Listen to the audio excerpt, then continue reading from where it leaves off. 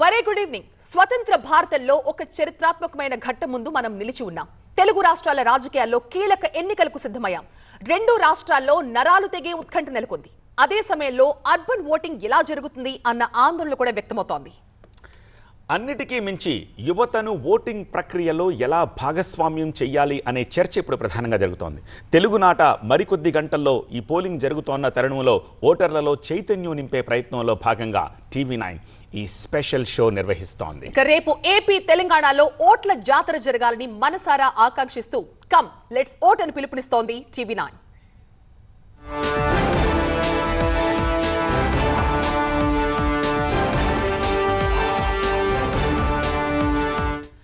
ఏ దేశ భవిష్యత్ అయినా ఆ దేశ యువత చేతిలోనే ఉంటుంది. తెలంగాణలో ఇప్పుడు యూత్ ఓటర్లదే కీలక భూమిక. పార్లమెంట్ ఓటర్లలో సగానికి సగం శాతం యువ ఓటర్లే ఉండటం విశేషం. జిల్లాల వారీగా చూస్తే అత్యధిక యువ ఓటర్లు పెద్దపల్లి, పాలమూరు జిల్లాలో ఉంటే అత్యల్పంగా సికింద్రాబాద్, వరంగల్లో ఉన్నారు. 30 నుంచి 39 మధ్య వయసున్న ఓటర్లే అత్యధికంగా ఉన్నారు. కొన్ని గంటల్లో దేశవ్యాప్తంగా 4వ విడత, తెలుగు రాష్ట్రాల్లో ఒకే విడతలో పోలింగ్ జరగనున్నది. తెలంగాణలో కేవలం లోక్సభకు మాత్రమే ఎన్నికలు జరగనున్నాయి. ఎన్నికలు అనగానే పార్టీలు, వాటి అభ్యర్థులు, వారి గెలుపు అవకాశాలు లాంటి అంశాలే సహజంగా చర్చకొస్తూ ఉంటాయి. అత్యంత కీలకమైన ఓటర్ల గురించి ఎవరూ పెద్దగా ఆసక్తి చూపరు. మరీ ముఖ్యంగా యువ ఓటర్ల గురించి అటు పార్టీలతో పాటు ఇటు ప్రజలు కూడా పెద్దగా దృష్టి పెట్టరు. ఎంతసేపు పురుషులెంతమంది, మహిళా ఓటర్లెంతమంది అనే ఆలోచిస్తూ ఉంటారు. ఈ పార్లమెంట్ ఎన్నికలో యువ ఓటర్లదే కీలక భాగస్వామ్యం కానున్నది. వారు తలుచుకుంటే నేతల తలరాతలే తారుమారవుతాయి. తెలంగాణ రాష్ట్రం వరకే చూసుకుంటే ప్రస్తుతం లోక్సభ ఎన్నికల్లో మొత్తం 3,32,32,318 మంది ఓటర్లు ఉన్నారు. వీరిలో 18 నుంచి 39 మధ్యనున్న ఓటర్లు సుమారు 1,67,00,000 పైచిలుకున్నారు. అంటే మొత్తం ఓటర్లలో సగానికన్నా కాస్త ఎక్కువేనన్నమాట. మొత్తం యువ ఓటర్లలో కూడా 18 నుండి 19 ఏండ్ల మధ్య ఉన్నవారు 9.23 లక్షలున్నారు. 20 నుండి 29 మధ్య ఉన్నవారు 67.10 లక్షల మంది ఉన్నారు. 30 నుండి 39 మధ్య వారు 91.22 లక్షలుండగా 40 నుండి 49 మధ్య ఉన్నవారు 69.85 లక్షల మంది ఉన్నారు.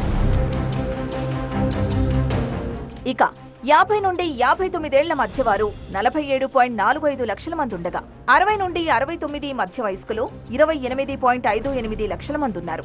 70 నుండి 79 మధ్య ఉన్న ఓటర్లు 14.36 లక్షల మంది ఉండగా 80 ఏళ్లు పైబడిన వారు 4.47 లక్షల మంది దాకా ఉన్నట్టు గణాంకాలు తెలియజేస్తున్నాయి.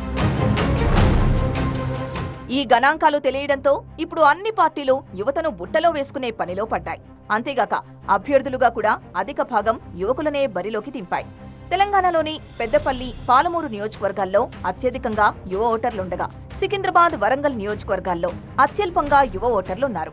అందుకే అన్ని పార్టీల ఎంపీ అభ్యర్థుల్లో అతి పిన్న వయస్కుడైన గడ్డం వంశీకృష్ణను కాంగ్రెస్ పార్టీ పెద్దపల్లి నియోజకవర్గంలో పోటీకి దింపింది. యువ అభ్యర్థులతో పాటు రాజకీయంగా సుదీర్ఘ అనుభవం ఉన్నవారు సైతం ఈ దఫా పార్లమెంట్ ఎన్నికల బరిలో ఉన్నారు. వారిలో కాంగ్రెస్ తరపున 73 ఏళ్ల మల్లు రవి, 70 ఏళ్ల జీవన్ రెడ్డి పోటీ చేస్తూ ఉండగా బీఆర్ఎస్ తరపున 70 ఏళ్ల పద్మారావు, బాజిరెడ్డి గోవర్ధన్ రెడ్డిలతో పాటు 69 ఏళ్ల కాసాని జ్ఞానేశ్వర్ పోటీ చేస్తున్నారు. లోక్సభ నియోజకవర్గాలన్నిటిలో అత్యధిక ఓటర్లున్న నియోజకవర్గం మల్కాజ్గిరి. ఈ నియోజకవర్గంలో యువ ఓటర్లు కూడా గణనీయంగా ఉన్నారు. రాష్ట్ర స్థాయితో పాటు కేంద్ర స్థాయిలో కూడా నిరుద్యోగ సమస్య అధికంగా ఉన్న నేపథ్యంలో మరి యువ ఓటర్లు ఈ దఫా ఎవరికి పట్టం కడతారన్నది ఆసక్తికరంగా మారింది. ఆల్రైట్, ఈ స్పెషల్ డిబేట్లో పాల్గొంటోన్న అతిథుల్ని ముందుగా మీకు పరిచయం చేస్తాను. ఆ తర్వాత చర్చను చూద్దాం. వెరీ ఫస్ట్, హైకోర్టు రిటైర్డ్ న్యాయమూర్తి జస్టిస్ నవీన్ రావు గారు ఉన్నారు. అలాగే మాజీ IAS అధికారి ప్రభాకర్ రెడ్డి గారు. అండ్ మీకు పరిచయం అవసరం లేని forum for good governance Padmanabha Reddy గారు మనకి 4Gలో లైవ్లో అందుబాటులో ఉన్నారు. So let's start the debate. Naveen గారు, ముందు మీ దగ్గర నుంచి మొదలు పెడతాను. నిజానికి స్వాతంత్రం వచ్చినప్పటి నుంచి చూస్తూ ఉంటే ఎవ్రీ 5 ఇయర్స్కి జరుగుతున్న ఎన్నికల్లో ఓటింగ్ శాతం పెరుగుతూనే వస్తోంది. It is very good. ఇప్పుడు మనం ఒక సెట్ ఆఫ్ ప్రామినెంట్ ఓట్ పర్సంటేజ్నే చూస్తున్నాం. But whereas urban voting always మనకి వరీయింగ్ ఫ్యాక్టర్గా కనిపిస్తోంది. ఎందుకు అర్బన్ ఓటింగ్ తగ్గుతుంది రూరల్ ఓటింగ్తో కంపేర్ చేసినప్పుడు అంటే ఏం చెప్తారు? దీనికి ఈ క్వశ్చన్కి ఆన్సర్ చేసే కంటే ముందు ఇంకొకటి ఏం ఆలోచించాలంటే ప్రతి ఇష్యూలో అర్బన్ ఓటర్స్ చాలా యాక్టివ్గా ఉంటారు, అర్బన్ లివింగ్ పీపుల్.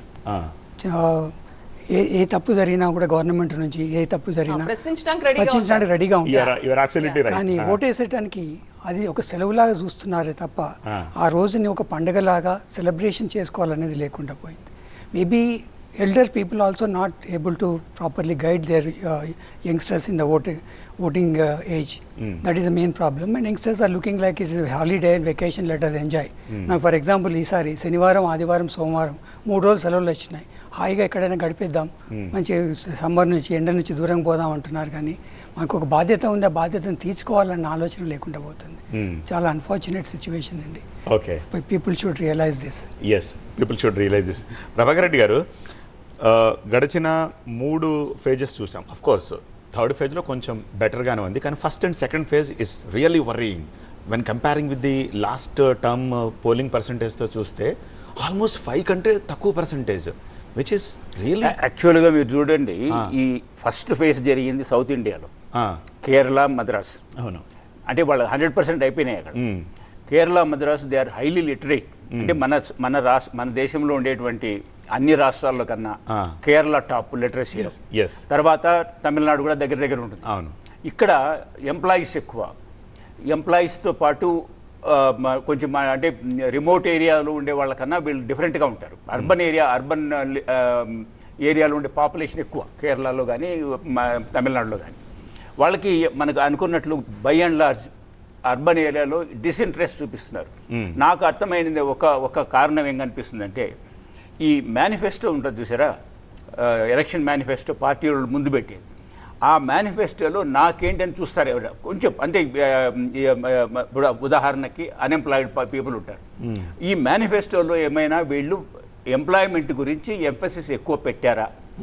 ఎంప్లాయ్మెంట్ మీకు క్రియేట్ చేస్తాము, వీళ్ళు ఎంతసేపు ఉన్నా కూడా నిరుద్యోగ భృతి ఇస్తాము, అది ఇస్తాము, ఇంకోటి ఇస్తాము అంటున్నారు. కానీ యూత్ని ఇంట్రెస్ట్ కలిగేటట్లు ఎంప్లాయ్మెంట్ జనరేషన్కి ఏమి మ్యాసివ్గా అంటే పెద్ద ఎత్తున మేము చేస్తాము. So you mean to say youth vote తగ్గడానికి యూత్ ని ఇన్స్టిగేట్ చేసేలాగా మాత్రమే. అదే, ఓకే, నేను చెప్పేది ఒక్క కారణం. యూత్ అంటే మీరు ఇప్పుడు 50% యూత్ ఉన్నారు అని అనుకుంటున్నాం కదా, ఇప్పుడు మీరు చూపించినప్పుడు కూడా బహుశా అదే ఉంటుంది అన్ని చోట్ల, మోర్ పర్టికులర్గా సౌత్లో కూడా.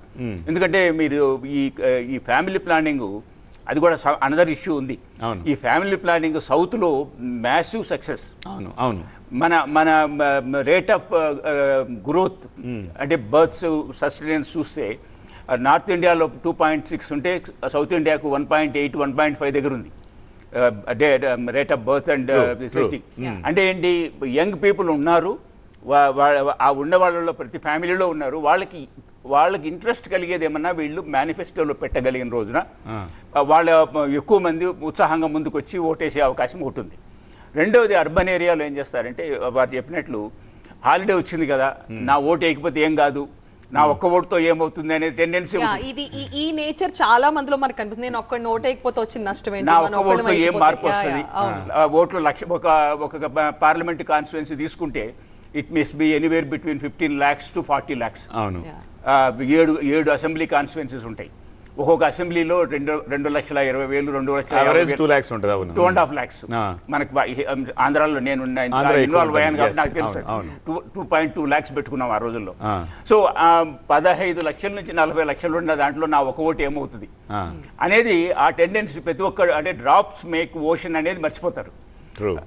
అంటే ఇప్పుడు గతంతో పోల్చుకుంటే సార్, ఇప్పుడు ఒకప్పుడు స్టూడెంట్స్ కావచ్చు, లేకపోతే 25+ వాళ్ళు కావచ్చు, సోషల్ మీడియాకి వస్తే కొన్ని విషయాల్లోనే ఎక్కువగా స్పందిస్తూ ఉండేవాళ్ళు. ఒకటి సినిమాల గురించి, లేకపోతే జనరల్ టాపిక్స్ గురించి, లేకపోతే ఏదైనా క్రైమ్స్ జరిగినప్పుడు వీటి మీద ఎక్కువ స్పందించేవాళ్ళు. ఈ మధ్యకాలంలో పాలిటిక్స్ మీద కూడా స్పందిస్తున్నారు. ఈవెన్ 20+, 25+ వాళ్ళు కూడా. మనం కొన్ని మీమ్ పేజెస్లో చూస్తుంటే ఒకప్పుడు మీమీస్ అంటే ట్రోల్స్, ఇప్పుడు పాలిటిక్స్ మీద కూడా వస్తుంది. ఏదైనా కొత్త యాక్ట్ తీసుకొస్తే దానికి సపోర్ట్ చేస్తూ మీమీస్ చేస్తున్నారు. కానీ ఇన్ని జరుగుతున్నప్పటికీ కూడా ఓటు వేసే విషయానికి వచ్చేటప్పటికి ఎక్కడో లోపం జరుగుతుంది. ఎందుకంటే ప్రతి సంవత్సరం కొత్త ఓటర్లు యాడ్ అవుతున్నా ఓటింగ్ పర్సెంటేజ్ తగ్గుతుంది. వాళ్ళు రియలైజ్ కావడం లేదంటే వాళ్ళ ఓటుతోనే అధికారంలో వస్తారు, అధికారంలో వచ్చిన వాళ్ళే మనం రూల్ చేస్తారు అనేది వాళ్ళు రియలైజ్ కావడం లేదు. ఇప్పుడు ఏ ఇష్యూ, ఏ ఒక్క పర్టికులర్ ఇష్యూ తీసుకున్నా కూడా ఆ ఇష్యూని ఫ్రేమ్ చేసేది ఎవరు? లీడర్షిప్ ఎవరినైతే మనం ఎన్నుకున్నామో, అంటే మనం ఎవరినైతే ఎంపీలు ఎమ్మెల్యేలు ఎన్నుకుంటున్నామో వాళ్ళు లీడర్స్ని ఎన్నుకుంటారు. ప్రధానమంత్రిని ఎన్నుకుంటారు. ప్రధానమంత్రి క్యాబినెట్ ఉంటుంది. ఆ క్యాబినెట్ ఎన్నుకుంటే మనం ఇండైరెక్ట్గా రేపు మోదీని ఎన్నుకుంటున్నాం. మోదీ అనుకుంటే ఫర్ ఎగ్జాంపుల్ మోదీని ఎన్నుకున్నప్పుడు మోదీ ఎలా అధికారం చెలాయించగలుగుతాడు, మనకు సరైన నిర్దేశం ఇవ్వగలుగుతాడా, దేశాన్ని ముందుకు తీసుకుపోగలుగుతాడా అనేది చూడాలి. అది చూడాలి అనేది యూత్కి అంత అవేర్నెస్ ఎక్కువ ఉంది. యూత్లో ఇవాళ రేపు ఇన్ఫర్మేషన్ కూడా మునుపటిలాగా కాకుండా information everything is available to them. They can analyse and then take a call. Strange thing ఏంటంటే మనం ఇప్పుడు ఐపీఎల్ సీజన్లో ఉన్నాం. ఐపీఎల్ మ్యాచ్ చూడాలంటే ఫర్ ఎగ్జాంపుల్ స్టేడియం పోవాలనుకుంటే you spend 3 hours to travel, watch the match for 3 hours and come back another 3 hours.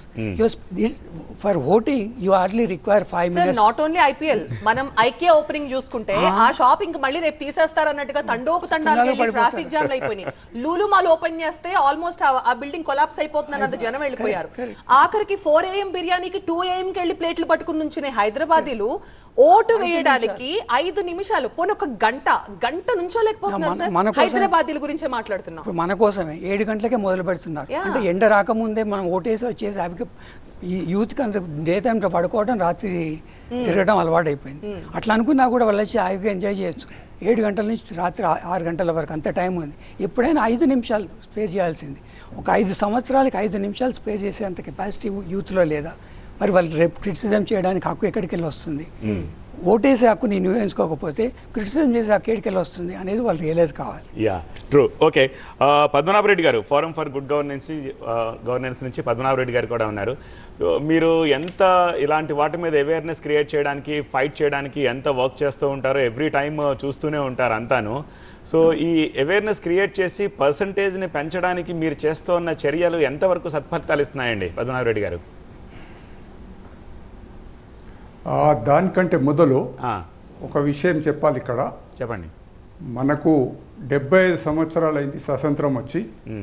ఇంతవరకు 17 సార్లు మనం పార్లమెంటు, అసెంబ్లీ ఎన్నికల్లో ఓటేసినాం. ఇప్పుడు కూడా మళ్ళీ ప్రజలకు మీరు ఓటేయండి, ఓటు వజ్రాయుధం అని చెప్పే మనకు దురదృష్టం కలుగుతా ఉంది. చాలా బాధ అనిపిస్తా ఉన్నది. అంటే నిర్బంధ విద్య, డెమోక్రసీ ఇంత పెద్ద మన దగ్గర నిర్బంధ విద్య, నిర్బంధ ఓటింగ్ లేదు కదా సార్. ఇంకా తప్పదు, అది దౌర్భాగ్యం అనుకోవడానికి లేదు, చెప్పాల్సిందే. చెవిలో పోరు పెట్టాల్సిందే. ఇక్కడ ఇంకొకటి ఏంటంటే మేము దీన్ని అనాలిసిస్ చేసినాము. గ్రామ ప్రాంతాల్లో 95% వరకు వస్తుంది ఓటింగ్. ఎస్, అక్కడ ఓటర్ లిస్ట్ చూస్తే పకడ్బందీగా ఉంది. రెవెన్యూ ఆఫీసర్స్ ఓటు చేస్తారు. ప్రతి ఇంట్లో ఎవరెవరు ఉన్నారు, ఎన్ని ఓట్లు ఉన్నాయని చెప్తారు. గ్రామాల్లో పోలింగ్ స్టేషన్ అన్నది అయితే గ్రామ పంచాయతీ ఆఫీస్ లేదా స్కూల్ ఉంటుంది. ఇక అర్బన్ ఏరియాలకు వచ్చినప్పుడు ఈ యొక్క ఓటర్స్ లిస్టు మున్సిపల్ వాళ్ళు చేస్తారు. అది అంత తప్పుల తడకగా ఉంది. మొన్న కొన్ని కాన్స్టిట్యుయెన్సీస్ తీసుకొని, ముఖ్యంగా చార్మినార్ అటువంటి కాన్స్టిట్యుయెన్సీ తీసుకొని చూస్తుంటే 15 to 20% తప్పులు ఉన్నాయి. అంటే చనిపోయిన వాళ్ళ పేర్లు తీసేయలేదు, ఇంకా అక్కడి నుంచి షిఫ్ట్ అయ్యి ఇంకో కాన్స్టిట్యుయెన్సీకి పోయిన వాళ్ళకు కూడా పేర్లు తీసేయలేదు. అంటే అక్కడ ఓట్ చేసే వాళ్ళకంటే ఓటర్ లిస్టులో పేరు 15 నుంచి 20% ఎక్కువ ఉన్నది. ఓకే, ఇదొక తప్పు. రెండోది ఏంటంటే ఇక్కడ ఏదైతే మనం యూత్ గురించి మాట్లాడుతున్నామో, యూత్ విలేజ్లలో కూడా ఉన్నారు, అక్కడ ఓటు వేస్తున్నారు. మరి అర్బన్ ఏరియాలో ఓటు ఎందుకు వేస్తలేరు అంటే ఈ ఎడ్యుకేటెడ్ పీపుల్, ముఖ్యంగా ఎంప్లాయీస్ ఆ పేర్లు చూడగానే, కాంటెస్టింగ్ క్యాండిడేట్లు పేర్లు చూడగానే వాళ్ళ యొక్క రికార్డు పత్రికలలో వస్తూ ఉంది, టీవీ ఛానల్స్లో వస్తుంది. మేము FGG forum for good governance కూడా మొత్తం వాళ్ళ మీద కేసులు ఎన్ని ఉన్నాయి అవన్నీ పత్రికల ద్వారా తెలుపుతున్నాం. అవి చూసిన తర్వాత ఒక నిర్లిప్తత, అంటే ఏ బండి అయినా సరే పలగొట్టుకోవడానికి అన్న సామెత పట్టించుకుంటూ వాళ్ళు ఏమంటున్నారంటే ఎవరికి ఓటేసినా కంటే చప్పటిదాకా ఊరుకుందామన్న పద్ధతిలో కొంతమంది ఉన్నారు. ఇక ధనవంతులు ఏదైతే ఉన్నారో అది యూత్ అనే కాదు, పెద్దవాళ్ళు కూడా మాకు డబ్బు ఉంది, మాకు పరపతి ఉంది, మాకు కావాల్సిన ఏ ఉంటే మేము చేయించుకుంటాంలే అన్న ఒక నిర్లిప్తత జరుగుతూ ఉందన్న. ఏంటి మీరు నేర చరిత్రల్ని మీరు బయట పెట్టడం వల్ల ఓటింగ్ శాతం తగ్గుతుంది అన్నట్టు చెప్తున్నారు మీరు ఇప్పుడు. అలా చూసుకుంటే చట్టసభల్లో నేర చరిత్ర ఉన్న వాళ్ళు చాలా మంది ఉన్నారు కదా సార్. మరి ఇప్పుడు మీరే అంటున్నారు కదా, ఏ రాయేదే ఉంది తల పగలగొట్టుకోవడానికి అని చెప్పేసి అందరూ నేర చరిత్రలో ఉంటున్నారు. అటువంటిప్పుడు కానీ ఎవరో ఒకరికైతే వెయ్యాలి, అట్లీస్ట్ మనం వెళ్ళి మన నోటాకైనా వెయ్యాలి. అది గ్రామాల్లో చేస్తున్నారు. ఓకే, లేలే గ్రామాల్లో నేర చరిత్రలున్నా ఏమున్నా 95% పోలింగ్ అవుతా ఉంది, సిటీలో కావడం లేదు. అది అక్కడ వచ్చింది. టోటల్ కలిపే వరకల్లా యావరేజ్ ఇప్పుడు తెలంగాణలో 65% వస్తూ ఉందన్నమాట. సో ఇప్పుడు సిటీలో ప్రాబ్లం ఉంది కానీ గ్రామాల్లో ప్రాబ్లం లేదు. దురదృష్టం ఏంటంటే ప్రజలు ఆ నేర చరిత్ర చూడటం లేదు. ప్రజల లోపల ఒక 2-3 ఎలక్షన్స్ నుంచి చూస్తూ ఉంటే మా కులమా, మా మతమా, డబ్బులు ఇస్తున్నారో, ఈ విధంగా ఒక డేంజరస్ ట్రెండ్ మన డెమోక్రసీకి వచ్చింది. ఎగ్జాక్ట్లీ. సో ఇది ఈ రాజకీయ పార్టీలను తప్పుబట్టాలి. రాజకీయ పార్టీలు ఏం చేస్తున్నాయంటే గెలుపు గుర్రాలకు టికెట్లు ఇస్తున్నాయి. ఇవాళ ఈ పార్టీలు ఉండి రేపు ఇంకో పార్టీలకు వస్తే వెంటనే టికెట్ ఇస్తున్నారు. ఎందుకంటే ఆయన యొక్క సామాజిక వర్గం బలంగా ఉంది, డబ్బు ఖర్చు పెట్టగలుగుతాడు, మందబలం ఉంది, ఇవి చూస్తూ ఉన్నారు. కానీ ఆ సచ్చీలుడా అని చూడడం లేదు. రాజకీయ పార్టీలది ఫస్ట్ తప్పు. వాళ్ళు ప్రజలకు డబ్బు ఇవ్వడం నేర్పినారు. డిమాండ్ అండ్ సప్లై థియరీ వచ్చేసింది. అంటే ప్రజలు ఇప్పుడు డిమాండ్ చేస్తూ ఉన్నారు, రాజకీయ పార్టీలు ఇవ్వాల్సిన పరిస్థితి ఏర్పడదన్నమాట. ఇంకోటి ఇంతకు ముందు చెప్పినట్టుగా సిటీలో అయితే 3 దినాలు కంటిన్యూస్ హాలిడేస్ ఉన్నాయి. ఎలక్షన్ డేట్ డిక్లేర్ కాగానే మేము ఎలక్షన్ కమిషన్ ఆఫ్ ఇండియాకు రిప్రజెంటేషన్ చేసినాం. 11, 12, 13 సెలవులు ఉన్నాయి. మీరు 15 నాడు పెడితే బాగుండేది. ఇంతకు మొదలు మున్సిపల్ ఎలక్షన్స్లో ఇలాగే అయింది. వెరిఫై చేస్తే చాలామంది సెలవులు ఉన్నాయని చెప్పి గ్రామాల్లోకి వెళ్ళిపోవడం జరిగింది. కాబట్టి మీరు ఇది కరెక్ట్గా చేయలేదని అంటే అప్పటికే అనౌన్స్ అయిపోయింది కాబట్టి ఏం చేయలేకపోయినారు. రైట్ అండి, డిస్కషన్ కంటిన్యూ చేద్దాం. అయితే గ్రామీణ ప్రాంతాల్లో ఈ స్థాయిలో ఓటింగ్ పట్ల అవేర్నెస్ ఉండడానికి గ్రామ స్థాయిలో అధికారుల పాత్ర చొరవ చాలా ఉన్నట్టుగా తెలుస్తుంది. బట్ సిటీ విషయానికి వచ్చేటప్పటికి ఇక్కడ అధికారుల నిర్లిప్తత కూడా ఓటింగ్ పర్సంటేజ్ పెరగకపోవడానికి ఒక కారణంగా తెలుస్తుంది. ప్రతి సంవత్సరం కూడా అంటే ఎలక్షన్స్ టైంలో ఓటర్ల నమోదైతే ఎక్కువగానే జరుగుతుంది, కానీ ఓటింగ్ పర్సంటేజ్ మాత్రం ప్రతిసారి తగ్గుతూనే వస్తుంది. దీనికి చాలా కారణాలు మనకి ఇక్కడ విశ్లేషకులు చెప్తున్నారు. అయితే ఒకసారి స్టాటిస్టిక్స్ చూద్దాం. ఒకసారి ఆంధ్రప్రదేశ్లో ఓటింగ్ శాతం ఎలా జరిగింది? సాధారణ ఎన్నికల సమయంలో 2014లో చూసుకుంటే జనరల్ ఎలక్షన్స్ లో ఓటింగ్ శాతం 78.51% నమోదైంది. అదే 2019కి వచ్చేటప్పటికి 79.74%. అంటే పెద్దగా ఎక్కువ పెరిగినట్టు కనిపించట్లేదు. కానీ దట్ వాజ్ హిస్టారికల్ ప్రత్యూష. 2019లో ఆంధ్రప్రదేశ్ చరిత్రలో ఎప్పుడూ నమోదవని ఓటింగ్ అది 79.74. Okay. When it comes to the Telangana, ఆంధ్రాలో చాలా ఎక్కువ ఉంది. తెలంగాణ చూడండి మీరు 2018లో కేవలం 73.7, 2019 పార్లమెంట్కి వచ్చేసరికి ఇంకా తగ్గిపోయింది. అంటే అసెంబ్లీలో చూపించిన ఉత్సాహాన్ని తెలంగాణ ఓటర్లు పార్లమెంట్లో చూపించట్లేదు. అది 62.69%, ఆల్మోస్ట్ 11% పడిపోయింది when comparing with assembly election in Telangana. Even ఇప్పుడు కూడా తెలంగాణలో పార్లమెంట్ ఎలక్షన్స్ లో ఇదే టెన్షన్ కనిపిస్తుంది. ఇప్పుడు ఒక అంచనా ఏంటంటే 60 బిలియనే వస్తుందని చెప్పి ఈసారి. అండ్ ఇక హైదరాబాద్ ఓటింగ్ విషయానికి వస్తే ప్రతిసారి హెడ్లైన్స్ లో ఉండేది హైదరాబాద్ ఓటింగ్ కి సంబంధించే. సో 2014లో సాధారణ ఎన్నికల సమయంలో 53% నమోదైంది హైదరాబాద్ లో, 53%. ఇక 2018కి వచ్చేటప్పటికి ఇంకొంచెం దిగజారింది, 48.89%. ఇక 2019 విషయానికి వస్తే 45%, పార్లమెంట్ ఎలక్షన్స్ లో 45. ఇక 2020లో జిహెచ్ఎంసీ ఎలక్షన్స్ విషయానికి వస్తే 46% నమోదైంది. ఇక 2023లో అసెంబ్లీ ఎలక్షన్స్ లో 47.88%. అంటే అసలు 50 దాటడం, హైదరాబాద్ లో 50% దాటడం అంటే అసలు ఇప్పట్లో జరగదేమో అనిపిస్తోంది ఈ స్టాటిస్టిక్స్ చూసిన తర్వాత. ఓకే, గగనంగానే కనిపిస్తోంది. ఓకే, నవీన్ రావు గారు, ప్రభాకర్ గారు, యాక్చువల్లీ నేను దీంట్లో ఒక విషయం ఏంటంటే ఎలక్షన్స్ జరుగుతాయి కదా, ఎలక్షన్స్ వివిధ స్టేజ్లో ఉంటాయి. సర్పంచ్కి గ్రామాల్లో జరుగుతాయి, మండలాల్లో జెడ్పీటీసీ జరుగుతాయి, సిటీకి వచ్చేటప్పటికి మున్సిపాలిటీ జరుగుతాయి, మళ్ళీ ఎమ్మెల్యే, లాస్ట్లో ఎంపీ. అవును, వీటిలో మీరు పోలిక చూస్తే సర్పంచ్ ఎలక్షన్లలో పక్కింటి ఆయన ఉంటాడు. ఆయన ఎవరు, సత్యానా ఇంకొకరా అనేది తెలుస్తుంది. వాళ్ళకి వెయ్యాలన్నా వెయ్యకూడదా తెలుస్తుంది. కారణాలు ఉంటాయి. సో వాళ్ళ ఇన్వాల్వ్మెంట్ ఎక్కువ అవుతుంది. అవును, అది తగ్గుతా వస్తుంది ఎంపీకి వచ్చేటప్పటికి. అవును. సో ఎంపీ ఎలక్షన్కి వచ్చినప్పటికి ఆ ఎంపీ ఎవరో తెలియదు, ఆయన ఢిల్లీకి పోయి ఏం చేస్తాడో తెలియదు, ఆ పార్టీకో లేకపోతే ఇంకొక వేరే ఇంట్రెస్ట్ వల్ల పోయి ఓటేయాలి తప్పితే ఆయనకు ఓటేస్తున్నాము, ఆయన గెలవాలి, ఈయనకు ఓటు వేయకూడదు, ఈయన ఓడిపోవాలి అనేటువంటి ఐడెంటిఫికేషన్ ఓటర్కు ఉండదు, తగ్గిపోతుంది. ఉంటుంది కానీ తగ్గిపోతుంది. ఇక్కడ ఇంకొక క్వశ్చన్ అడగచ్చా నేను మిమ్మల్ని?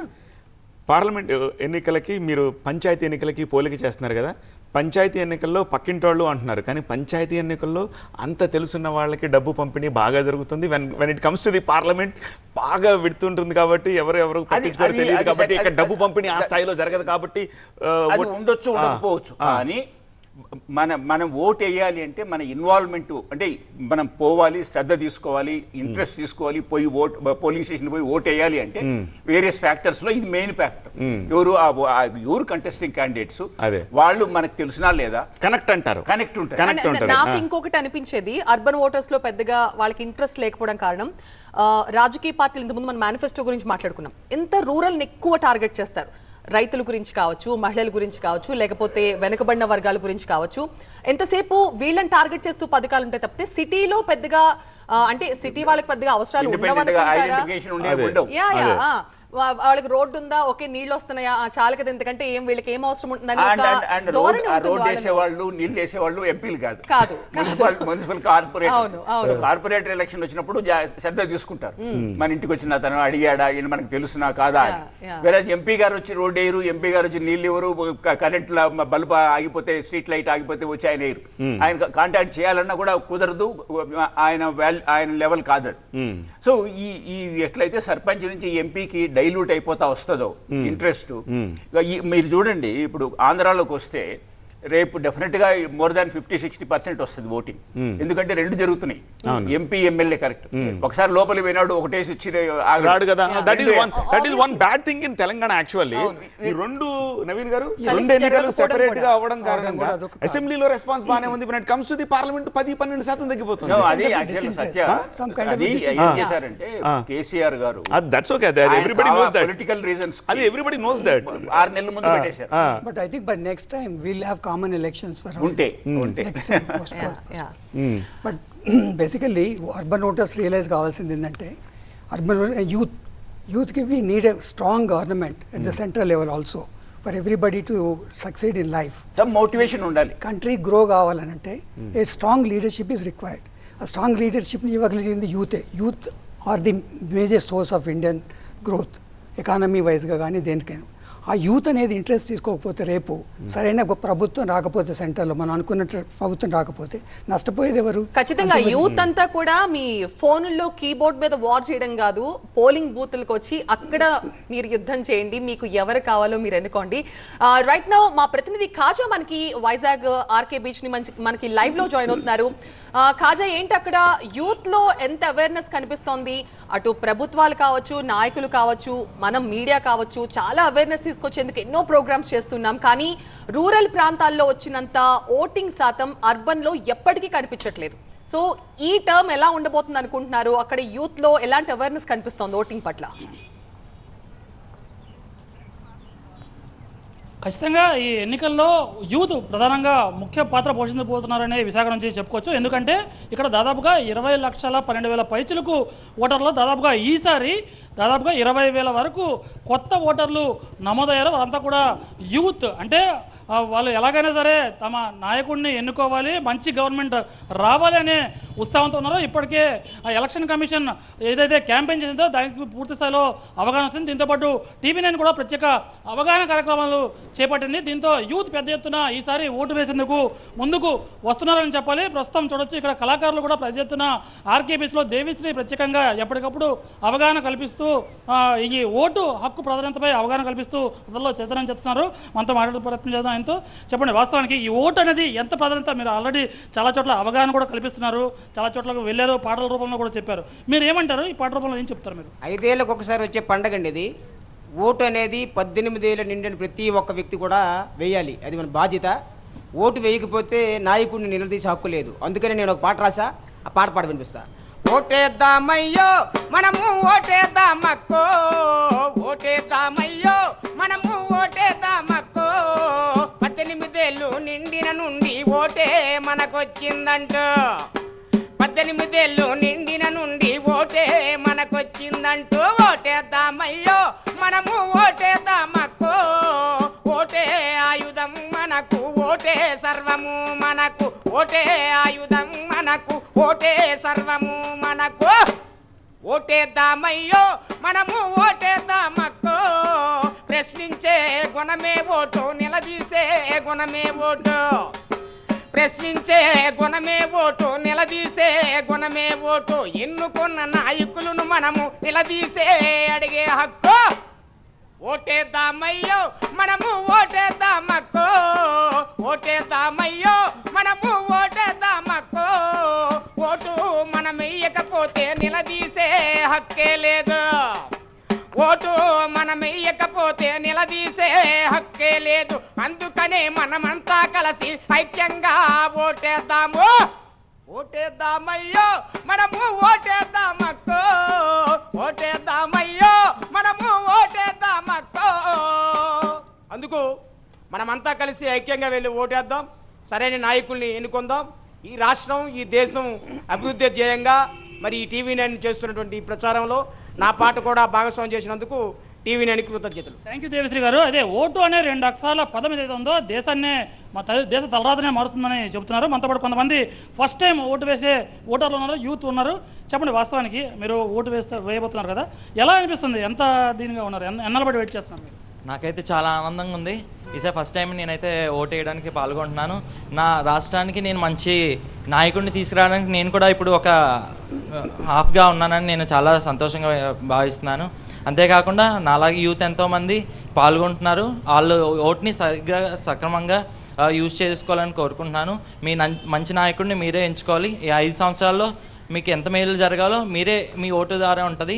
కాబట్టి ఓటు అందరి ప్రథమ హక్కు. సో అందరూ వేయాల్సిందిగా కోరుకుంటున్నాను. ఖచ్చితంగా ఇప్పటికే మీ ఫ్రెండ్స్ చాలా మంది చర్చించుకొని ఉంటారు కదా, అంటే ఎలా అందరూ పార్టిసిపేట్ చేయబోతున్నారు? అందరూ మేమైతే ముందే చెప్పుకున్నాం, ప్రతి ఒక్కరు ఓటు వేయాలి, ఓటు వదులుకోకుండా ఎవరు మానకుండా అందరూ ఓటేయాలని మేమైతే ముందు నుంచే వాట్సాప్ గ్రూపుల్లో గట్టి షేర్ చేసుకొని ఎలాగైనా తప్పనిసరి ఓటేసి మంచి నాయకుడిని గెలిపించాలని కోరుకున్నాం. చెప్పండి సార్, దాదాపు చాలా మంది యూత్ని చూసి ఉంటారు, అంటే వాళ్ళకి ఇచ్చే మీరు మెసేజ్ ఏంటి? అంటే యువత అంతా కూడా ఈరోజు ఓటింగ్ పర్సంటేజ్ పెంచడానికి కీలక పాత్ర వహించాలి. ఎందుకంటే ఈరోజు నుంచి కూడా యువత తన నాయకుడిని ఎన్నుకునేటటువంటి రైటు వాళ్ళకి అవగాహన కల్పించడానికి మేము కూడా. చాలా మంది యూత్ ఎందుకులే అనుకుంటారు చాలా మంది, మీరు అటువంటి వాళ్ళకి ఏం చెప్పదలుచుకుంటారు? ఓటు హక్కు అన్నది ఈ దేశంలో చాలా ముఖ్యమైనది. మరి మంచి ప్రభుత్వాన్ని ఎన్నుకోవడం, అందరికీ ఉద్యోగాలు కల్పన చేసే ప్రభుత్వాన్ని ఎన్నుకోవడం మరి ఓటు హక్కు ఉన్న వాళ్ళందరి బాధ్యత. మరి దేశంలో అనేక మంది ప్రథమసారి ఈసారి యూత్ భారతదేశంలో ఓటర్లుగా నమోదుగా అయ్యారు.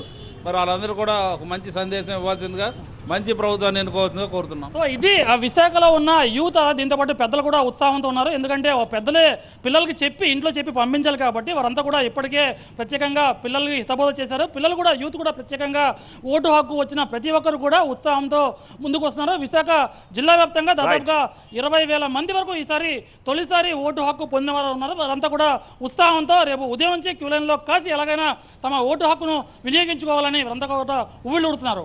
Vote Hyderabad studio. Right Kaja. Okay, so అది వైజాగ్ పరిస్థితి. ఒక చిన్న బ్రేక్ తీసుకుందాం. బ్రేక్ తర్వాత రాష్ట్రంలో 2 తెలుగు రాష్ట్రాల్లో మిగిలిన ప్రాంతాల్లో ఓటర్ చైతన్యం ఎలా ఉంది, అలాగే ఓటింగ్లో చాలా సందేహాలు కూడా ఉంటాయి, ఆ సందేహాలకి నివృత్తి ఏంటి. లెట్స్ ఓట్ అనే డిబేట్ని చూస్తున్నాము. Forum for good governance Padmanabha Reddy గారు మనతో లైవ్లో కంటిన్యూ అవుతున్నారు. పద్మనాభరెడ్డి గారు, మరి ఎట్లా ఇప్పుడు మరి ఇన్ని ఇష్యూస్ని డిస్కస్ చేశాం కదా, పర్సంటేజ్ పెంచాలి, ముఖ్యంగా అర్బన్లో అంటే ఏం చేయాల్సిన అవసరం కనిపిస్తోంది? అంటే అర్బన్లో యూత్ ఏదైతే ఉన్నారో వాళ్ళను మోటివేట్ చేయడానికి ఎలక్షన్ కమిషన్ కూడా కొన్ని చర్యలు తీసుకుంటుంది. అట్లాగే సివిల్ సొసైటీస్ కూడా మోటివేట్ చేయడానికి ప్రయత్నిస్తున్నాయి. కానీ ఇక్కడ ఒకటి విషయం ఏంటంటే ఈ ఎలక్షన్లో మాత్రము ఇంకా తగ్గొచ్చు. మనం ఇంతకుముందు డిస్కస్ చేసినట్టుగా 50% కంటే తగ్గిపోయే ప్రమాదం ఉంది. ఏది హైదరాబాద్లో మీరు అనేది? మనం అనుకున్నట్టు ఓకే, ఎంత ఎక్స్పెక్ట్ చేస్తున్నారు మీరు? యూత్ ఓట్ వేయడం లేదన్నది కరెక్ట్. ఎంత ఎక్స్పెక్ట్ చేస్తున్నారు ఈ ఎన్నికల్లో హైదరాబాద్లో? అరౌండ్ 45%. 45, it's very bad. అట్లాగే సికింద్రాబాద్ కూడా తక్కువనే ఉంటుంది. ఈ 3 హైదరాబాద్, సికింద్రాబాద్, మేడ్చల్, మూడిట్లో కూడా 45 to 55 లోపలనే ఉంటుంది. ఇక్కడ ఒకటి ఏంటంటే యూత్లో కూడా ఓటేసే వాళ్ళు ఉన్నారు. ఎక్కడైతే ఓటర్ లిస్ట్లో తప్పులు జరుగుతున్నాయో అక్కడ దెబ్బతింటుంది.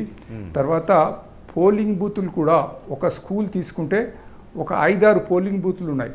మనం అక్కడ పోయి లైన్లో నిలబడి ఓటు స్టేజ్కి అక్కడికి పోయినాక ఇక్కడ కాదండి పైన ఇంకో క్లాస్ రూమ్లో అన్నట్టుగా చేయడం చాలామంది మేము లాస్ట్ టైం అబ్జర్వ్ చేసినాం. ఏంటంటే అక్కడి దాకా పోయి అంతసేపు నిలబడ్డ తర్వాత కూడా కరెక్ట్ గైడెన్స్ ఇస్తలేరు.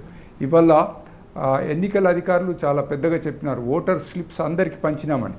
మేము చాలా మందికి ఫోన్ చేసి అడుగుతుంటే ఇంకా ఓటర్ స్లిప్లు రాలేదు.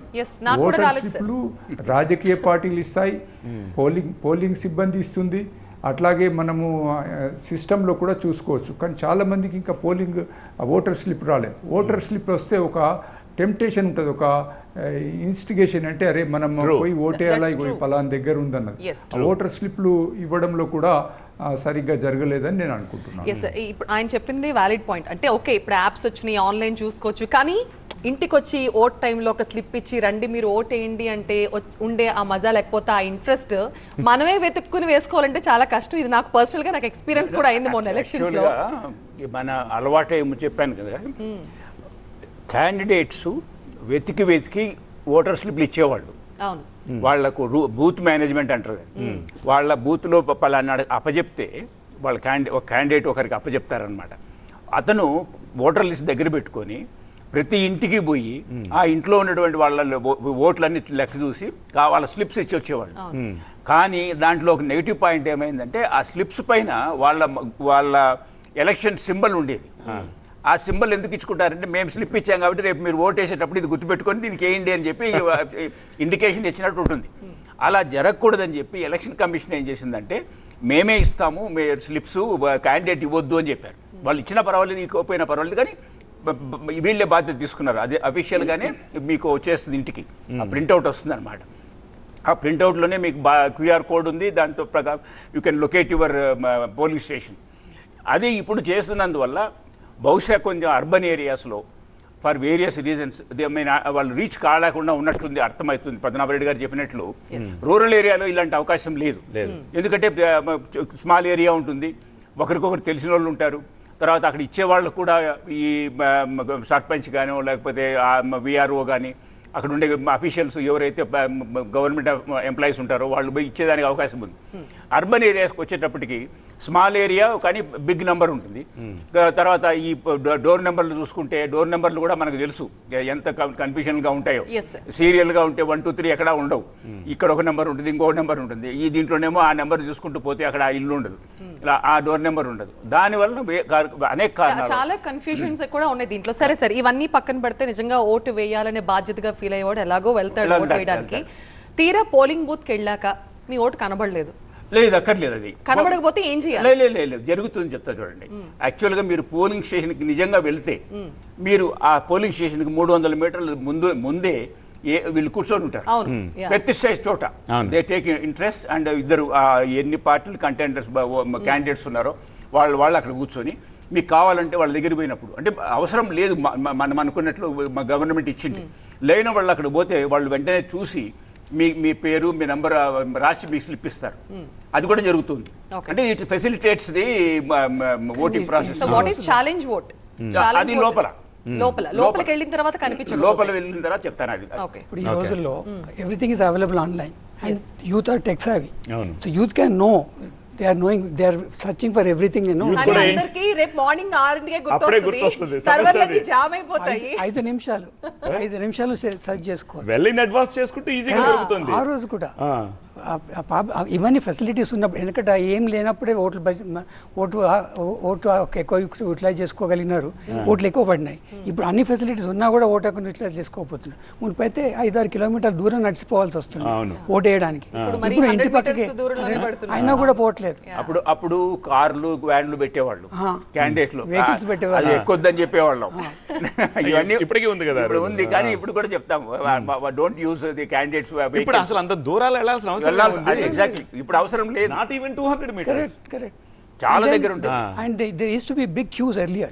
ఇప్పుడు queues కూడా లేవు. ఎందుకు అవసరం? You go just in 5 minutes, you come just 5 minutes, spend just 5 minutes in 5 years, once in 5 years. You will have a good government and you will enjoy your life with a good government guiding us properly. Yes, sir. That is the motto. Yes. ఇప్పుడు voting దగ్గర కొన్ని సమస్యలు వచ్చినప్పుడు దాన్ని ఎలా overcome చేయాలి, వెళ్ళిన వాళ్ళు ఖచ్చితంగా ఓటు వేసి బయటకు రావాలంటే ఎలా? ఇప్పుడు వాట్ ఈస్ ఛాలెంజ్ ఓట్ అంటే ఏంటి, అలాగే టెండర్ ఓట్ అంటే ఏంటి, ఇవన్నీ ఏంటి? యాక్చువల్గా బ్యాలెట్ పేపర్ ఉన్న రోజుల్లో వీటికి ఎక్కువ వాల్యూ ఉన్నాయి. అక్కడ పోలింగ్ స్టేషన్ లోపల ప్రభుత్వ ఉద్యోగులతో పాటు అంటే presiding officer, assistant presiding officer వాళ్ళంతా ఉంటారు కదా, చెక్ చేసేవాళ్ళు, ముద్ర అది గుర్తుపెట్టేవాళ్ళు, బటన్ నొక్కి ఇప్పుడు బటన్ నొక్కుతున్నారు.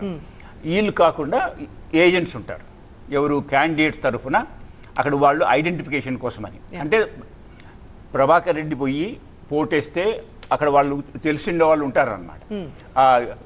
నేను కాదనుకోండి, వాళ్ళలో ఏజెంట్లలో ఒకరు చెప్తారు, సార్ ఈయన పేరు చెప్తున్నాడు కానీ ఆ ఓటు ఆయన కాదు అని. That is challenge. అంటే ఐడెంటిఫై చేసినప్పుడు పోలింగ్ ఏజెంట్లు అంటారు వాళ్ళని, వాళ్ళు చెప్తారు మేము I suspect this man is not the same person, ఈ క్లెయిమ్ చేస్తున్న ఓటు అతనిది కాదు అన్నప్పుడు అవతల వాళ్ళు కూడా ఛాలెంజ్ చేస్తారు.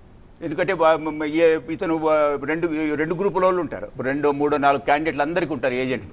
వాళ్ళు ఛాలెంజ్ చేసినప్పుడు అప్పుడు ఈ ప్రిసైడింగ్ ఆఫీసర్ దాన్ని వెరిఫై చేస్తారు. కానీ ఇవన్నీ చాలా వరకు ఇప్పుడు లేవు, ఎందుకంటే మీరు తప్పకుండా you have to go there with identity card. మీకు ఆధార్ కార్డు అన్నా తీసుకుపోవాలి, లేకపోతే 4-5 ఫోటో, పాస్పోర్ట్, 12 కార్డ్స్. సో ఇప్పుడు కార్డు తప్పకుండా తీసుకోవాలి. కాబట్టి ఈ ఛాలెంజ్ అనే దానికి రిలవెన్స్ లేదు. టెండర్ ఓట్ ఎందుకు వస్తుంది అంటే, మనం పోయి నాకు ఓటు ఇవ్వమనేటప్పటికి అప్పటికి ఓటు పడిపోయి ఉంటుంది. ఇది కొంచెం రూరల్ లో కనిపిస్తుంది, అర్బన్ లో ఉండదు, కానీ రూరల్ లో ఉంటుంది. కానీ ఇప్పుడు దురదృష్టం ఏంటంటే, అంతకు ముందు ఈ బ్యాలెట్ పేపర్ ఉన్నప్పుడు ఇతనికి ఒక లాస్ట్ పేజీ నుంచి ఒక బ్యాలెట్ పేపర్ ఇచ్చేవాళ్ళు, ఇది ఈ టెండర్ ఓట్కి. అది బాక్సులో వేయరు, అది పక్కన ఉంటుంది. అది అంటే బాక్సులన్నీ ఈ టెండర్ ఓట్లన్నీ ఒక పక్కన ఉండిపోతాయి అన్ని పోలింగ్ స్టేషన్లు కూడా. ఓట్లు అన్నీ లెక్కించిన తర్వాత నేరో మార్జిన్ వచ్చి అప్పుడు ఈ టెండర్ ఓపెన్ చేసే అవకాశం అంతే. అదర్వైజ్ నాకు తెలిసి టెండర్ ఓట్లు ఎప్పుడు ఉపయోగం లేదు. వాటి అయితే కూడా తక్కువ అయినట్టుంది. ఇదివరకు పూర్వం ఏం జరిగేదంటే, ఈ టెండర్ ఓట్ అనేది చివరిలో ఇంకా లాస్ట్ గంటలో ఎవరైనా రాలేదు అన్న ఓటు ఉంటే ఆ ఓటుని వేరే వాళ్ళు ఎవరో కాస్ట్ చేసేసారు. ఇప్పుడు ఐడెంటిటీ కార్డు లేకుండా, ఈ 12 మీరు చెప్పిన ఐడెంటిటీ కార్డు లేకుండా లోపలికి పోయి ఓటేసే అవకాశమే లేదు. వేలముద్రైన వేయాలి, సంతకం చేయాలి, వెబ్ కాస్టింగ్ ఉంది. కాబట్టి ఈ ఛాలెంజ్ ఓటుకి టెండర్ ఓటుకి రిలవెన్స్ ఇప్పుడు లేదు, తగ్గింది. అందులో ఈ బ్యాలెట్ మన ఇప్పుడు ఓటింగ్ ఈవీఎం వచ్చిన తర్వాత ఆ టెండర్ ఓటు ఎక్కడ పెడతారో అక్కడ అసలు బ్యాలెట్ పేపరే ఉండదు. అది తీసిచ్చి లాస్ట్ మేము అప్పుడు లాస్ట్ లో ఇమ్మంటాం అనమాట. ఒక కట్టు ఉంటుంది కదా, 1000 కార్డ్స్ ఉన్నాయి, లాస్ట్ మామూలుగా ఇచ్చుకుంటూ పోతారు పైన నుంచి. ఒకసారి వరంగల్ వెళ్దాం సత్య. వరంగల్ నుంచి మన ప్రతినిధి పెద్దీష్ మనకి లైవ్ లో జాయిన్ అవుతున్నారు. పెద్దీష్, వరంగల్ కి జనాలు ఎలా పోటెత్తారో ఉదయం మేము న్యూస్ లో చూసాం. బస్ స్టాండ్ లో కావచ్చు, రైల్వే స్టేషన్ లో కావచ్చు, తండోపతండాలుగా తరలి వచ్చారు. సో ఓటింగ్ కి అక్కడ యూత్ ఎంత ఇంట్రెస్ట్ చూపిస్తున్నారు? యువతలో కూడా చాలా ఉత్సాహం కనిపిస్తుంది. Polling day, big day, vote హక్కును సద్వినియోగం చేసుకోవడం కోసం యువత చాలా ఉత్సాహంగా ఎదురుచూస్తున్నారు. పోలింగ్ డే రోజు కోటి పనులున్న ఓటు తర్వాత అనే ఒక నినాదంతో యువ ఓటర్లు కూడా చాలా ఉత్సాహంగా ఓటు హక్కును సద్వినియోగం చేసుకోవడం కోసం ఉత్సాహంగా వాళ్ళంతా కూడా ఇప్పటికే చాలా అవేర్నెస్ ప్రోగ్రామ్స్లో పాల్గొన్నారు. అటువంటి యువత మనతో ఉన్నారు. సో వారు ఏం చెప్తారు యువతకు, రేపు పోలింగ్ డే సందర్భంగా పబ్లిక్ ఏం చెప్తారో తెలుసుకుందాం. పర్టికులర్గా అర్బన్ ఏరియాలో పోలింగ్ పర్సంటేజ్ అనేది చాలా తక్కువగా నమోదవుతుంది.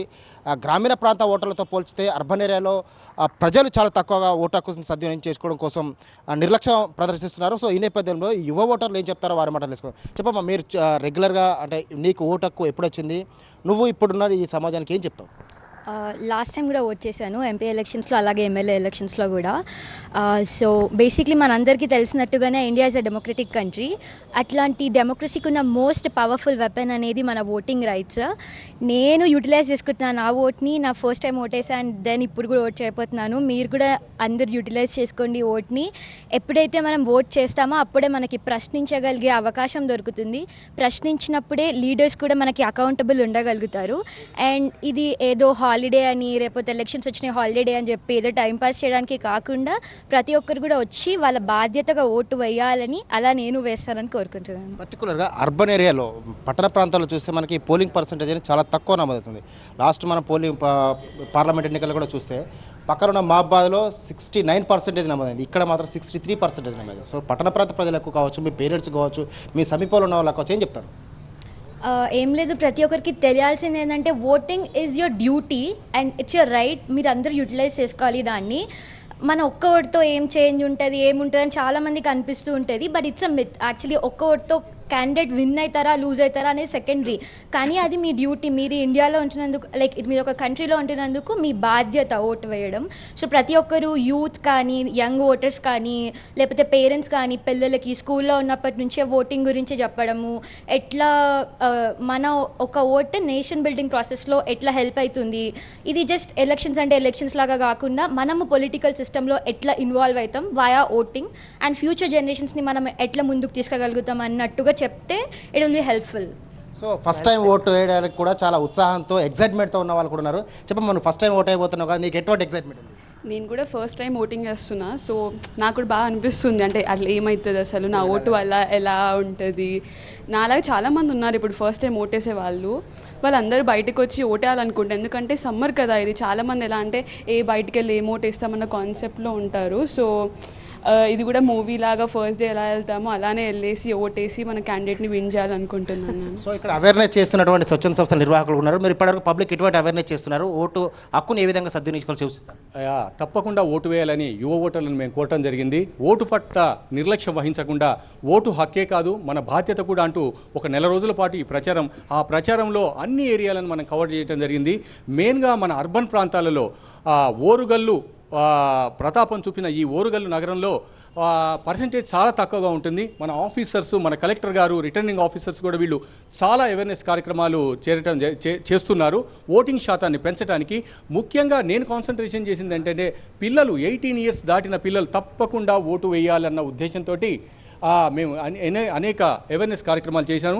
సత్ఫలితాలు వస్తాయి. రేపు జరిగే ఓటింగ్ కూడా చాలా బాగుంటుందని మేము ఎక్స్పెక్ట్ చేస్తున్నాం. సో ఈ విధంగా ఎన్జిఓస్ కూడా చాలా వరకు అవేర్నెస్ ప్రోగ్రామ్స్ చేపట్టారు. ప్రభుత్వం కూడా ఈ విధంగా నోడల్ ఆఫీసర్స్ని ఏర్పాటు చేసి పర్టికులర్గా ప్రతి ఒక్కరు కూడా ఓటు హక్కు సద్వినియోగం చేసుకోవాలి. ఓటు హక్కు కలిగిన ప్రతి ఒక్కరు అది బాధ్యతగా భావించాలి. కోటి పనులున్న పోలింగ్ డే రోజు మాత్రం ఖచ్చితంగా తరలివచ్చి ఓటు హక్కును సద్వినియోగం చేసుకోవాలని చెప్పి అవగాహన కల్పించారు. అందులో భాగంగానే ఈసారి ఖచ్చితంగా పోలింగ్ పర్సంటేజ్ అధిక శాతం నమోదవుతుందని అంచనాలు వేస్తున్నారు. TV9 కూడా అప్పీల్ చేస్తుంది. ప్రతి ఒక్కరు కూడా బాధ్యతగా రేపు పోలింగ్ కేంద్రాలకు తరలివచ్చి ఓటు హక్కు సద్వినియోగించుకోవాలని సూచిస్తున్నాం. రైట్. చిన్న చిన్న పిల్లలు చక్కగా ఎంత క్యూట్గా చెప్తున్నారు ఓటు వేయండి అంటే ఆ అమ్మాయి చెప్పినట్టు నిజంగా స్కూల్ దశ నుంచే పిల్లలకి ఓటు పట్ల అవగాహన కలిపి యాక్చువల్లీ కొన్ని స్కూల్స్ చేస్తున్నాయి. నా డాటర్ తను 3rd క్లాస్ చదువుతుంది. సో వెకేషన్కి నానమ్మ వాళ్ళు ఊరు వెళ్ళింది. అక్కడ ఈ పార్టీలు ప్రచారాలు ఇవన్నీ చూస్తారు కదా, తను నాకు కాల్ చేసి నువ్వు ఓటు వేయి, నువ్వు దానికి తెలియదు ఏదో ఒక పార్టీ పేరు చెప్పి నువ్వు ఈ పార్టీకే ఓటు వేయాలి ఓకేనా అంటే చిన్నపిల్లల్లో కూడా చాలా మంది అంటే స్కూల్లో వాళ్ళ టీచర్ చెప్పారంట. సో అవన్నీ వాళ్ళు మాకు చెప్తుంటే నిజంగా చాలా ముచ్చటేస్తుంది. నిజంగా స్కూల్ దశ నుంచే పిల్లలకి కనుక ఇలాంటి అవగాహన కల్పిస్తే మనం ఈ రోజు ఇలా కూర్చుని డిస్కషన్ పెట్టుకోవాల్సిన అవసరం లేదు. ప్రజాస్వామ్యము, డిక్టేటర్షిప్ అనే డిఫరెన్స్. ఓటు ఇప్పుడు ఉదాహరణకి మనకు కొన్ని కంట్రీస్ ఉన్నాయి, అక్కడ ఓటుకు వాల్యూ లేదు, ఉండదు. అది 99 ఓట్లు ఒకరికే పడతాయి. అలాంటిది కాదు, మనం ప్రజాస్వామ్యంలో ఉన్నాం, మనకు ఇంకా మన ఓటుకు వాల్యూ ఉంది అనేది అవేర్నెస్ క్రియేట్ చేస్తూ ఉంటే కంటిన్యూస్గా మన ప్రజాస్వామ్యంలో ప్రతి ఒక్కరి ఓటు ఇట్ మ్యాటర్స్ అని బహుశా రాబోయే రోజుల్లో ఇంతకన్నా పర్సెంట్ పెరిగే అవకాశం ఉంది. బాధ్యత తీసుకుంటారు. ఓకే, నాకు ఇక్కడ ఈ సందర్భంలో ప్రత్యూష మహిళా ఓటర్ల ఇద్దరు అమ్మాయిలు మాట్లాడారు కదా, మహిళా ఓటర్ల చైతన్యం గురించి పద్మనాభరెడ్డి గారు ఈ ఫీమేల్ ఓటు మీద మీ అబ్జర్వేషన్ ఏంటి, మీ స్టడీ ఏంటి? అంటే ఈ అన్ని రాజకీయ పార్టీలు కూడా మహిళా ఓటర్లకు రీచ్ కావడానికి రకరకాల ప్రోగ్రామ్స్ తీసుకుంటున్నాయి. అది గ్రామ స్థాయిలో చాలా సక్సెస్ అవుతుంది, రూరల్ ఏరియాలో. సిటీలో మాత్రము అది అంతగా పెద్దగా క్లిక్ కావడం లేదు. మహిళా ఓటర్లు చాలా కాన్స్టిట్యుయెన్సీ లోపల డిసైడింగ్ ఫ్యాక్టర్ అవుతా ఉన్నారు. కొన్ని సందర్భాల్లో ఇంతకుముందు కేంద్ర ప్రభుత్వము ఒక మైనారిటీ కమ్యూనిటీకి ట్రిపుల్ తలాక్ది హెల్ప్ చేయడంతో చాలామంది ఆ మైనారిటీ కమ్యూనిటీ ఓటర్స్ ఆ ప్రభుత్వానికి ఓటేసినట్టుగా కూడా సర్వే రిపోర్ట్స్ చెప్తా ఉన్నాయి. సో మహిళా ఓటర్స్ శ్రద్ధగా ఎక్కువగా పెద్దగా క్యూ లైన్లు కానొస్తున్నాయి. వాళ్ళే ఎక్కువ పార్టిసిపేట్ చేస్తున్నట్టుగా నాకు అనిపిస్తూ ఉంది. Okay, what about urban? ఇంకొకటి ఒక చిన్న విషయం చెప్తున్నాను. అర్బన్ ఫీమేల్ అంటే అది మేము అబ్జర్వ్ చేసింది, ఢిల్లీ లోపల ఆ పెట్రోల్ బంక్ ఓనర్స్ది పెద్ద అసోసియేషన్ ఉన్నది.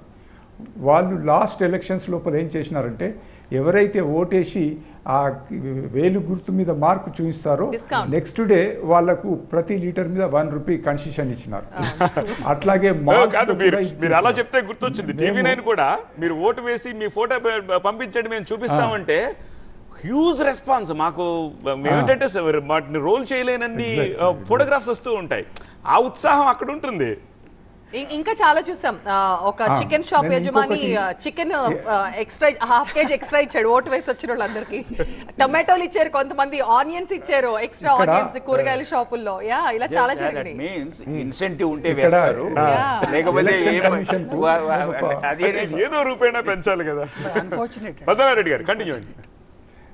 ఇక్కడ ఇంకోటి ఏంటంటే, ఎలక్షన్ కమిషన్కు మేము ఒక ప్రపోజల్ పంపినాం ఒక 15 days బ్యాక్. ఏమన్నామంటే, ఏదైతే 13th ఓటింగ్ డే నాడు హాలిడే ఇచ్చినారో అది జనరల్ హాలిడే కాదు, అది కండిషనల్ హాలిడే. అంటే మీరు ఓటు వేయడానికి to facilitate you to exercise your franchise, దానికోసం మీకు హాలిడే ఇచ్చినారు కాబట్టి 14th నాడు తప్పకుండా మీరు మార్కు చూపించాలి. చూపించినప్పుడే ఇది పెయిడ్ హాలిడేగా కన్సిడర్ చేస్తాం, లేనట్టయితే లాస్ ఆఫ్ పే మీద కన్సిడర్ చేస్తామని ఒక అప్పీల్ చేయండి అని ఎలక్షన్ కమిషన్కు రిప్రజెంట్ చేసినాం. ముఖ్యంగా IT industry, pharma industry, private institutions, government offices, వీళ్ళందరికీ కూడా అంటే 13th నాడు ఓటు వేయని వాళ్ళకు ఆ పెయిడ్ హాలిడే కాదు అన్నది ఒక సందేశం పోవాలని. బట్ అది ఎలక్షన్ కమిషన్ ఒక అప్పీల్ చేయమంటే వాళ్ళు ఒప్పుకోలేదు. ఇది బాగుంది, ఎందుకంటే తప్పకుండా మీరు ఓటు వేయడానికి హాలిడే ఇచ్చినారు, ఓటు వేయనప్పుడు మీకు హాలిడేకు అర్హులు కారని ఒక సందేశం పోయి ఉంటే బాగుండేది. ఇప్పటికే చాలా ఆఫీసులు ఇలాంటివి ఇంప్లిమెంట్ కూడా చేస్తున్నాయి. ఇన్ఫాక్ట్ TV9 కూడా మనకి కూడా ఇస్తున్నారు కదా, 2 hours మాకు ఎక్సెప్షన్ ఇస్తున్నారు. అయితే మీరు ముందైనా వెళ్ళి ఓట్ చేసి 2 hours లేట్గా రావచ్చు, లేదంటే త్వరగా వెళ్ళి ఓట్ చేయొచ్చని. సో మా దగ్గర కూడా ఇనిషియేటివ్ ఎప్పుడో స్టార్ట్ అయింది.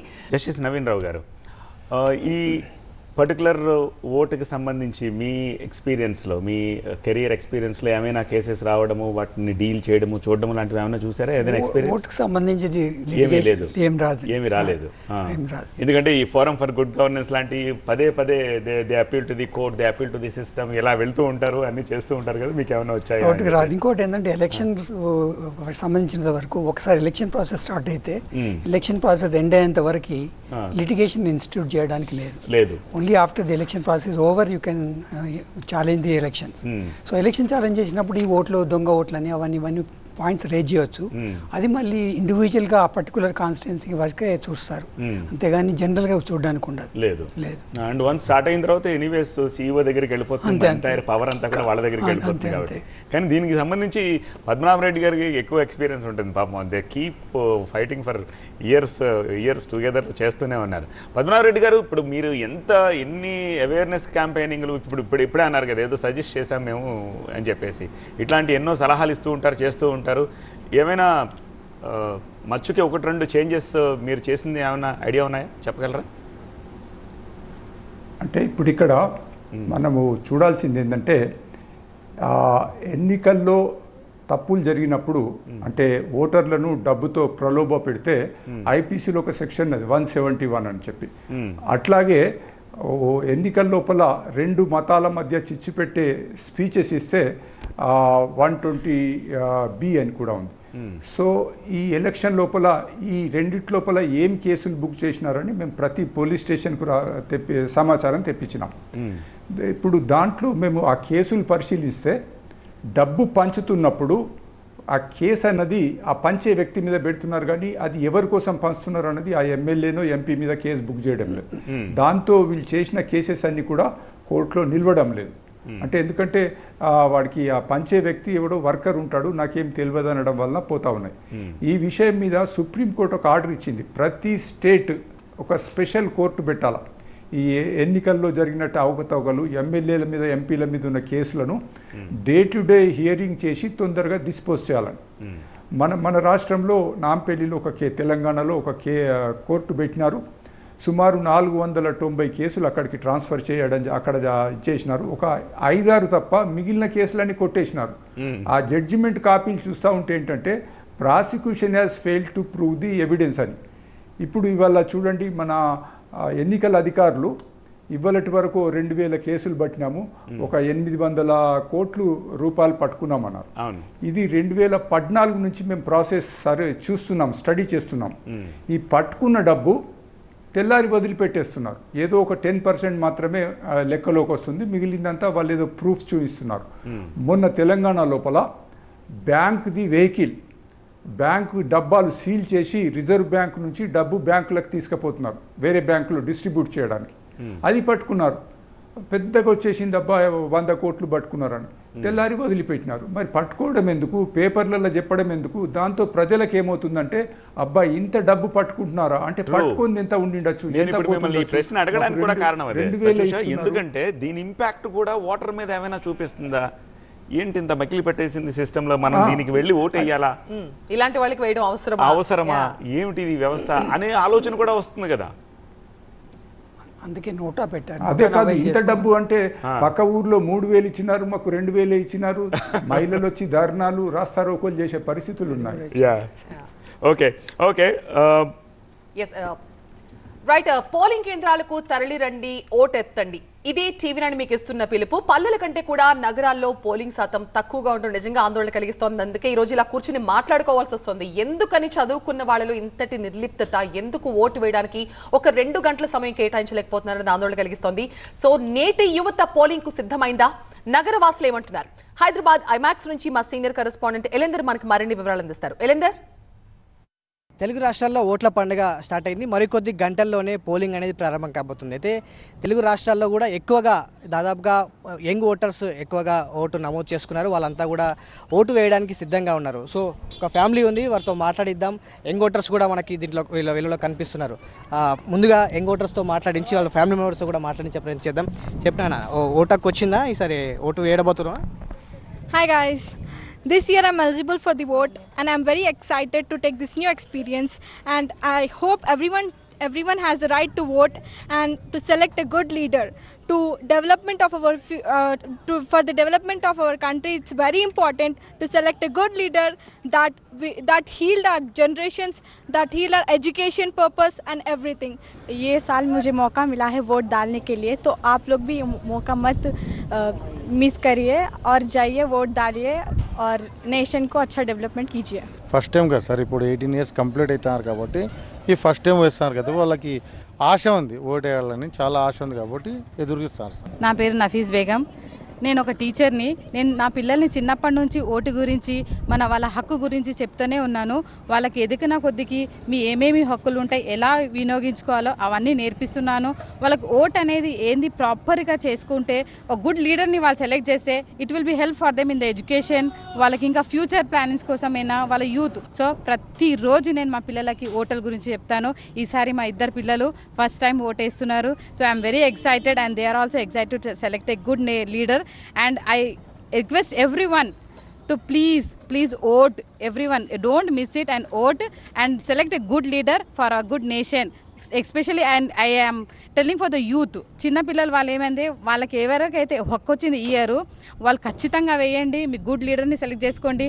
మీ ఫ్యూచర్ని డెవలప్ చేయాలని నేను మనసారా కోరుకుంటున్నాను. So I'm very excited for my children to vote for the first time. Thank you.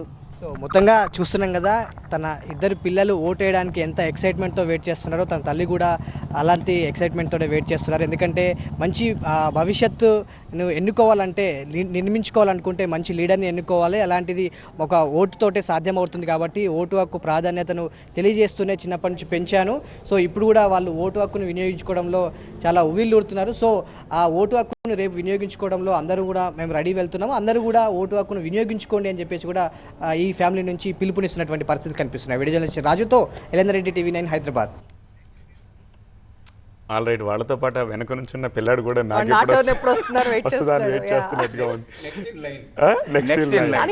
అనిపిస్తుంది సార్, ఈ జనరేషన్ ఇలా ఉంటారేమో, నెక్స్ట్ జనరేషన్ వాళ్ళు మాత్రం ఖచ్చితంగా వాళ్ళకి ఓట్ చేయడానికి వాళ్ళందరూ పరిగెత్తుకుంటూ పోలింగ్ బూత్లకు వెళ్తారు. నా ఉద్దేశం ఇంకా సెట్ అయిపోతుంది. ఎందుకు వస్తుందంటే ఈజీ అవుతుందని. ఓకే, ఇప్పుడు చిన్న బ్రేక్ తీసుకుందాము. బ్రేక్ తర్వాత ఈ జనరేషన్కి తగ్గట్టుగా పోలింగ్ ప్రక్రియ, ఓటింగ్ ప్రక్రియ పెంచడానికి, ఓటింగ్ సరళిని పెంచడానికి, పర్సంటేజ్ని పెంచడానికి ఎలాంటి మార్పులు చేస్తే ఈ పర్సంటేజ్ని మనం తీసుకురావచ్చు? ఎక్స్పర్ట్స్ని అడిగి కమ్ లెట్స్ ఓట్ దీని మీద డిబేట్ చేస్తున్నాము. డిబేట్ని కంటిన్యూ చేద్దాం. ఎస్, నిర్బంధ ఓటింగ్ అలాగే ఈ జనరేషన్కి ఈ ఓటింగ్ ప్రక్రియలో పాల్గొని ఇంకా ఈజీగా ఎక్కువ పార్టిసిపేట్ చేసేలాగా ఏం చేయాలి అన్న సబ్జెక్ట్ విషయాన్ని దగ్గర ప్రస్తుతం మనం ఉన్నాము. ప్రభాకర్ రెడ్డి గారు ఏం చెప్తారు? ఈ జనరేషన్కి బాగా సింప్లిఫై చేసేయాలి, ఓట్లో అట్లీస్ట్ వాళ్ళు ఏదో రకంగా పార్టిసిపేట్ చేయాలి. యాక్చువల్గా కంటిన్యూస్గా ప్రోగ్రెసివ్గా సింప్లిఫై అవుతూ వస్తుంది. నిజమే, అది 52 నుంచి ఇప్పటి వరకు తీసుకుంటే ముందు ఊరికి సపరేట్ డబ్బాలు పెట్టేవాళ్ళట. ఒకరికి ఏ ఎమ్మెల్యేకి ఒక డబ్బాలు ఆ డబ్బాలు వేస్తే ఐబీఐ లెక్క పెట్టేయడం, తర్వాత స్టాంప్ వేయడం వచ్చింది, తర్వాత ఈ మన ఆన్లైన్ వచ్చింది, ఈవీఎంలు వచ్చినాయి. ఈవీఎంలు మనం సెటిల్ చేసుకునేటప్పటికే దాదాపు 40-50 ఏళ్ళు పట్టింది. అవును, అంటే ప్రతి ఒక్కరూ ఏదో ఒకటి డౌట్ ఎక్స్ప్రెస్ చేయడం, వాడు గెలుస్తానే వీళ్ళు ఏదో దాన్ని హ్యాక్ చేయడం అని ఏదో చేశారనడం, ఇవన్నిటికీ లక్కీగా మొన్న సుప్రీంకోర్టు పర్మనెంట్గా said nothing, no more, this far no further అని చెప్పేశారనమాట. ఇంకా ఈవీఎంలు సెటిల్ అయ్యారు. ఇంకా రాబోయే రోజుల్లో ఒకవేళ ఇన్ కేసు అవకాశం వస్తే ఆన్లైన్ మీరు ఇంట్లోనే కూర్చొని వేయచ్చును అనేటువంటి అవకాశం వస్తే డెఫినెట్గా అది ఎక్కువ పర్సెంటేజ్ పెరుగుతుంది. కానీ అది కూడా పక్కాగా చేయాలంటే ఎప్పుడైనా సరే మీరు ఇప్పుడు ఈ ఈవీఎంలు ఉన్నాయి చూసారా, ఈ ఓటింగ్ మెషిన్స్, దీన్ని హ్యాక్ చేసేయడం అనేది నెక్స్ట్ టు ఇంపాసిబుల్. నేను హ్యాండిల్ చేశాను, నాకు తెలుసు. ఇవన్నీ స్టాండ్ అలోన్ అనమాట. It's a simple calculator. దాంట్లో ఎవడో ఏది చేసేది ఏమీ లేదు. అయినా కూడా డౌట్లు. రేపు ఇంటర్నెట్ పెట్టి కానీ ఆన్లైన్ పెడితే ఆన్లైన్లో ఇప్పుడుండే పరిస్థితుల్లో ఏమైనా చేయొచ్చునేది అనుమానాలు ఉన్నాయన్నమాట. అవును, ఈ సైబర్ థ్రెట్ ఎలాగో ఉంది, సైబర్ థ్రెట్ కాబట్టి దానికి ఫైర్ వాల్స్ పెట్టి దానికి ఎవరికి ఎవరు ఓటు వాళ్లే వేయగలగాలి అనే రోజు వచ్చినప్పుడు, లేకపోతే ఫేషియల్ రికగ్నిషనో లేకపోతే థంబ్ రికగ్నిషనో అవి ఉన్న వాళ్ళకే అది యాక్సెస్ వచ్చి ఆ ఓటు వేయగలగాలి. ఇట్లాంటివి ఏవేవో చాలా ఇంప్రూవ్మెంట్ చేయగలిగిన రోజున, వాళ్ళు పోలింగ్ స్టేషన్కి రావాల్సిన అవసరం రాని రోజున అప్పుడు ఎక్స్పెక్ట్ 100%. నవీన్ గారు, నిర్బంధ ఓటింగ్ చేయలేమండి, చేయలేము, రాజ్యాంగం ఒప్పుకోదు. బట్ రాజ్యాంగం హక్కుతో పాటు బాధ్యతను కూడా ఇచ్చింది. ఆ బాధ్యతను నిర్వర్తించాల్సింది ఓటర్, యాజ్ ఎ ఓటర్గా, సిటిజన్గా మెయిన్ రెస్పాన్సిబిలిటీ. ఆ రెస్పాన్సిబిలిటీని డిశ్చార్జ్ చేసుకోవడానికి ఎవరు ఏమీ నిర్బంధించాల్సిన అవసరం లేదు. వారు కాన్షియస్గా ఫీల్ కావాలి. Because a good governance will always help an individual. So it is not the society or everybody, but single individual also gets benefited by virtue of good governance.